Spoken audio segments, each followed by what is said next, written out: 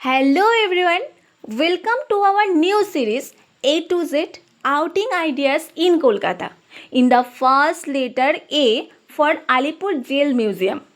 তোমরা যদি একদিনের ছুটিতে কোথাও ঘুরতে যেতে চাও কলকাতার মধ্যে, তাহলে আমার মতে এই জায়গাটা বেস্ট।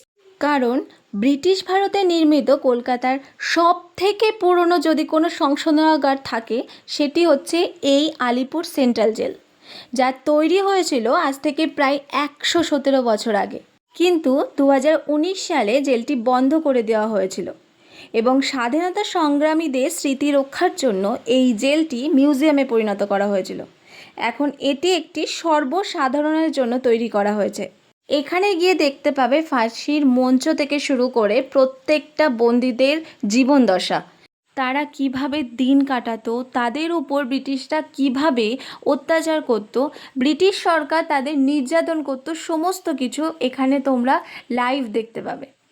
এখানে নেতাজি সুভাষচন্দ্র বসু, জওহরলাল নেহেরু, বিপিন চন্দ্র, বিধানচন্দ্র রায় এবং আরও অনেকের কারাগারের ঘর দেখতে পাবে। এত কিছুর মাঝেও সবথেকে আকর্ষণীয় বিষয় শব্দ ও আলোর প্রদর্শনী, যেটা সন্ধ্যে 6টা থেকেই শুরু হয়। তো আমার সেটা দেখা হয়নি, তার আগেই আমরা বাড়ি চলে এসেছিলাম। আর ভিডিওটা এই পর্যন্ত ভালো লাগলে লাইক, কমেন্ট, শেয়ার করে দিও। Thanks for watching.